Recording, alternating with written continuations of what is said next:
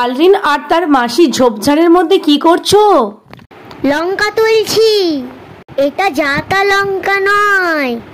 বন্ধুরা, আলরিন ঠিক বলেছে, এটা কিন্তু জাতা লঙ্কা নয়। লঙ্কার কালার সাইজ দেখলে আপনিও অবাক হবেন।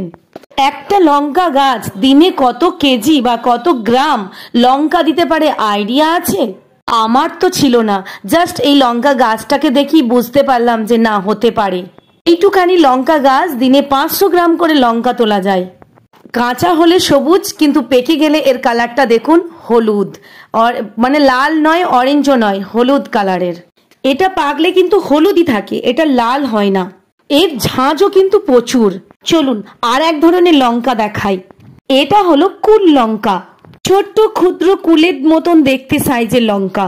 যত ছোট তত তীব্র মাত্রায় ঝাল। একটা লঙ্কায় একটা তরকারি রান্না আরামসে হয়ে যাবে।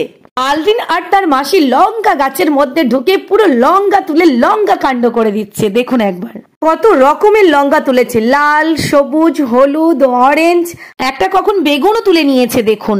তো বন্ধুরা, আলরিন আর তার মাসির লঙ্কা গাছ কেমন লাগলো অবশ্যই কমেন্টে জানাবেন।